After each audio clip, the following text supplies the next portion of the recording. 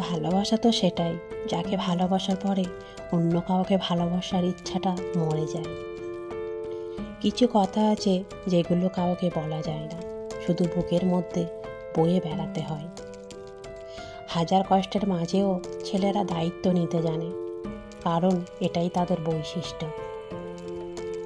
ছেলেরা কখনোই টাকা বা খাবারের জন্য নষ্ট হয় না, তারা নষ্ট হয় অযত্ন আর অবহেলায়।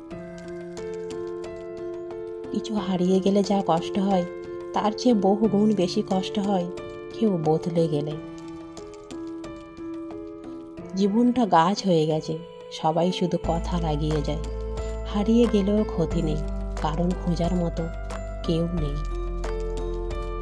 ইচ্ছে করে যদি ভুলে থাকা যেত, তাহলে অনেক আগেই ভুলে যেত।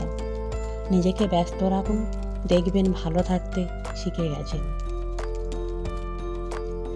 যার মনের কথা প্রকাশের ক্ষমতা যত কম, তার মনের কষ্ট তত বেশি। কষ্ট পাওয়াটা যার অভ্যাসে পরিণত হয়ে যায়, চোখের জল তার কাছে হার মানতে বাধ্য। তোমার অবহেলাগুলো যত্ন সহকারে তুলে রাখলাম, একদিন আফসোস হিসেবে ফেরত দেব। হারাতে দেব না তোমাকে, কারণ তুমি আমার জীবনের শ্রেষ্ঠ উপহার। তাকে বলে দিও তার জায়গাটা কেউ কোনো দিন নিতে পারবে না। সব কিছু পূর্ণতা পায় না, কিছু জিনিস অসম্পূর্ণতে মানায়। ভাগ্যবতী তো সেই মেয়ে যাকে হারানোর ভয়ে একটি ছেলে কান্না করে।